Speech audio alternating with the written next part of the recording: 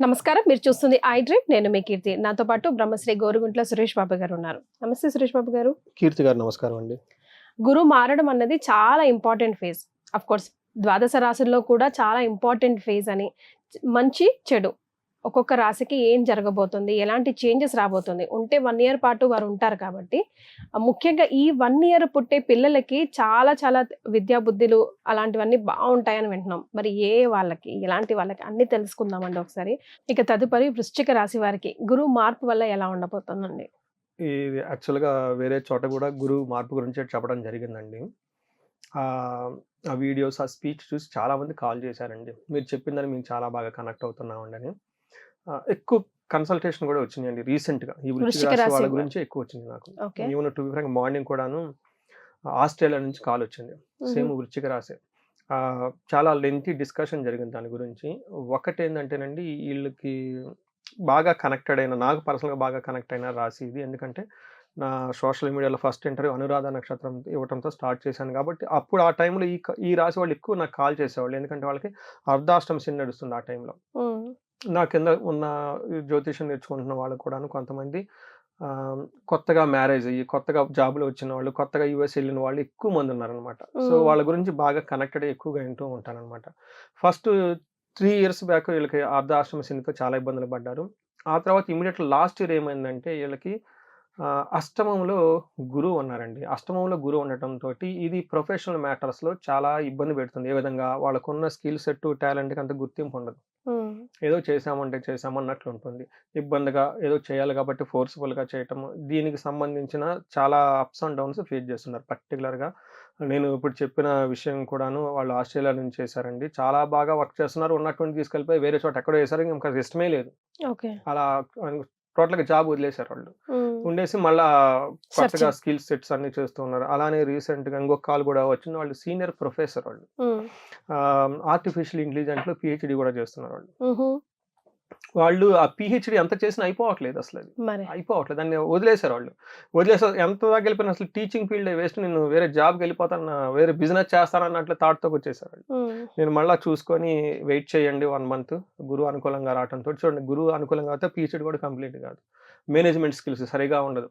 ఇలా వచ్చేసి లేదండి మీకు బిజినెస్ అస్సలు పనికిరాదు, మీరు your good in the only that field, అక్కడికి వెళ్ళండి, కొంచెం గ్యాప్ తీసుకోండి అని చెప్పుకున్నాను అనమాట. అందుకని కన్సల్టెంట్ తీసుకోవడం చాలా యూజ్ అనమాట.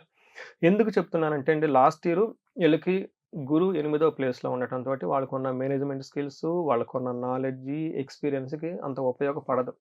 దే కెనాట్ ప్రొజెక్ట్ దెమ్సెల్ఫ్ అనమాట, లాక్ అయిపోయి ఉంటుంది.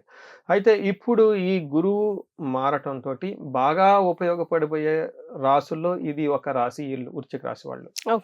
ఎందుకు ఒక ముక్కలో చెప్పాలి, వీళ్ళకి మహాభాగ్య యోగం, సర్వ సౌభాగ్య సిద్ధి అంటారు. ఈ ఒక్క మాట అర్థం చేసుకుంటే సరిపోతుంది, ఇంకేం అవసరం లేదేమో. 9వ స్థానాన్ని లక్ష్మీ స్థానం అంటారు, ఇలాంటి భాగ్య స్థానం అని కూడా అంటారు జ్యోతిష శాస్త్రంలో. అక్కడికి గురువు వెళ్ళిపోవటంతో సర్వ సౌభాగ్యం, అన్ని విధాల సౌభాగ్యం ఉంటుంది. ఒక బెస్ట్ టైంలో అయితే ఖచ్చితంగా వీళ్ళు ఉన్నారండి. మనకి ముందు నేను చెప్పటం కాదు, మన గ్రంథాల్లో చెప్పారు. ఇదంతా ఇప్పటిదాకా నేను చెప్పింది ఏంటంటే రియల్ టైంలో ఎలా జరిగింది అనే దాని గురించి ఎగ్జాంపుల్ అనమాట. అందులో ఏం చెప్తారు, అర్ధచ అంటే అర్థం అంటే ఏంటి, ధనం, సంపదలు బాగా వస్తూ ఉంటుంది.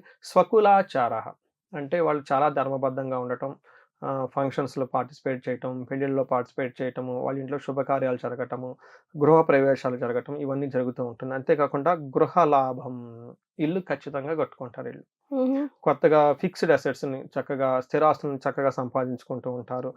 లాభం, అలా ఫిక్స్డ్ అసెట్స్కి సంబంధించి ప్రతి విషయం లాభప్రదంగా ఉంటుంది. సుఖ భోజనం, చక్కగా మంచిగా భోజనం చేస్తూ ఉంటారు. నిత్య స్త్రీ జన సంపర్కం, వీళ్ళు చుట్టూ ఫిమేల్ ఎనర్జీ చాలా ఎక్కువగా ఉంటుంది. ఎందుకంటే 9th హౌస్ని లక్ష్మీ స్థానం అంటారు. సో అమ్మవారి is a female energy. Ladies నుంచి మంచి సపోర్ట్ వస్తుంది వీళ్ళకి. ఇంట్లో భార్య కానివ్వండి, మదర్ కానివ్వండి, వాళ్ళకి హెల్త్ ఎవరికైనా సరిగా లేకపోతే సరిగా ఉండటం, మంచి సపోర్ట్ ఇస్తారు, ఉంటూ ఉంటారు. అంతేగాని లేడీస్తో బాగా ఇంటరాక్ట్ అయ్యి వాళ్ళ నుంచి మంచి మంచి బెనిఫిట్ పొందుతూ ఉంటారు. చాలా బాగుంటుంది అని చెప్తూ ఉంటారు. ఇలా 9వ స్థానంలో ఉండటం వల్ల గురువు వీళ్ళకి ఫైనల్గా సర్వ సౌభాగ్య సిద్ధి, అంత భాగ్యం ఉంటుందని చెప్పుకుంటారు. కుటుంబాల సౌఖ్యం, అధికారంలో ప్రాప్తి, కార్యసిద్ధి, స్త్రీ సుఖము, రుచికరమైన భోజనము, గృహ లాభము, ఇంకా వెళ్ళిపోతుంది. చాలా పెద్ద ఎక్కువగా పెట్టారు.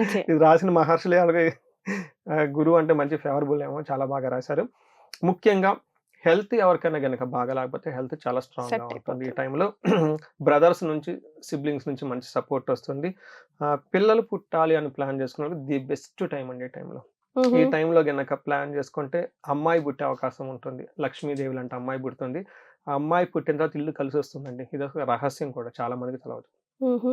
డబ్బులకి లేననుకున్న వాళ్ళు కూడా ఇమ్మీడియేట్‌గా ప్లాన్ చేయండి. అమ్మాయి పుడుతుంది. అమ్మాయి ద్వారా ధనం వస్తుంది. రైట్. సో, ఎలాంటి రెమెడీస్ సూచిస్తారండి వృశ్చిక రాశి వారికి? ఈళ్ళకి రెమెడీస్ ఎందుకండి? రెమెడీస్ నాకు తెలిస్తే ఏం అవసరం లేదు. బట్ హుహు. గురువు ఓవర్ యాంబిషన్ క్రియేట్ చేస్తారు కాబట్టి ఒళ్ళు దగ్గర ఆహ్, పెట్టుకోమంటారు. Too much over ambitions commit అవ్వకుండా రియల్ టైమ్‌లో చేసుకుంటూ వెళ్తే చాలా బాగుంటుంది. అదొక రెమెడీ అండి. రైట్. పర్టిక్యులర్‌గా అయితే ఏం అవసరం ఉండదు. నేను అనుకుంటాను. యెస్. చాలా సంతోషం అండి. ధన్యవాదాలు. ధన్యవాదాలు.